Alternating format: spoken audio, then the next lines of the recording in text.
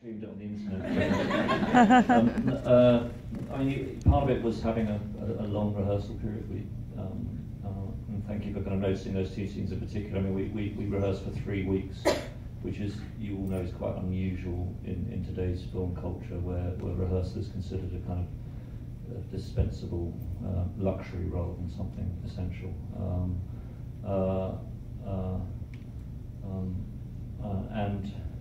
But I always remember, you know, I probably shouldn't tell the story, but someone who represented Geoffrey Rush on the King's Speech being very proud in how he fought the battle to not have Geoffrey rehearse.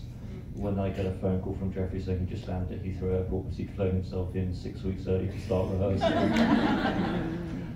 So people don't always see this in the same way, but actors normally get it. So anyway, so that 3-week rehearsal allowed us to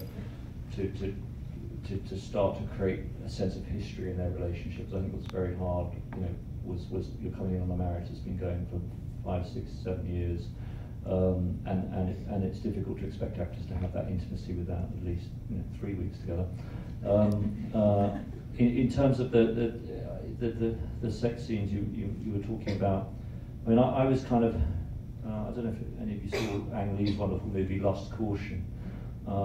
But of all the films all the film treatments of sex scenes I've ever seen, Ang had this kind of extraordinary ability to create a space where sex scenes actually told you advanced character and advanced plot, as opposed to stopping character development dead and stopping plot development. And mostly sex scenes are disposable in films because they don't actually tell you anything about the character.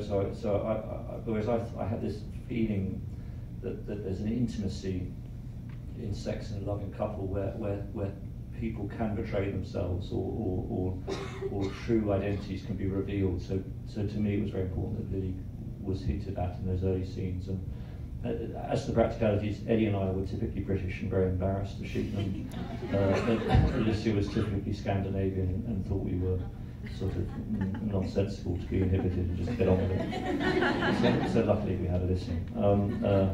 And then the scene in the mirror in the theatre was all in Lucinda's script and was the architecture that was there.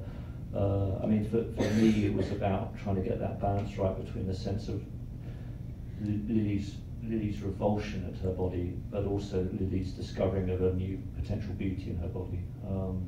And for Eddie, he's talked very eloquently about it, was actually the moment where he felt he discovered Lily's smile. So for him, the body side wasn't important. For him, it was actually seeing Lily's smile appear in the mirror that was the kind of target of that scene. I'm curious to know if